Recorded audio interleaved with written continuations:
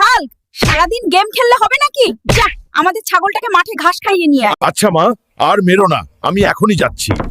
উফ, এই ছাগলটার জন্য মা শান্তি মতো গেমসও খেলতে দেয় না।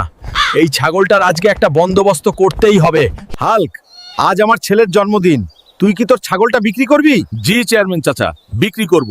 দাম মাত্র 5 লাখ টাকা। কি বলছিস এগুলা? তোর কি মাথা ঠিক আছে? একটা ছাগলের দাম কেমনে 5 লাখ টাকা হয়? চাচা, কারণটা হলো এটা শিক্ষিত ছাগল, এটা স্কুলের আশেপাশে বড় হইছে। আপনার ছেলেকে যদি এইটা খাওয়ান তাহলে সেও শিক্ষিত হয়ে যাবে। তাহলে তো এই ছাগলটা আমাকে নিতেই হবে। এটা খাইয়ে যদি আমার বোকা ছেলেটাকে শিক্ষিত করা যায়, তাহলে তো আর কথাই নেই। চেয়ারম্যান চাচাকে বোকা বানিয়ে পুরো 5 লাখ টাকা হাতিয়ে নিলাম। এখন মায়ের জন্য 2টা গাভী নিয়ে বাকি টাকা দিয়ে একটা বাইক কিনবো।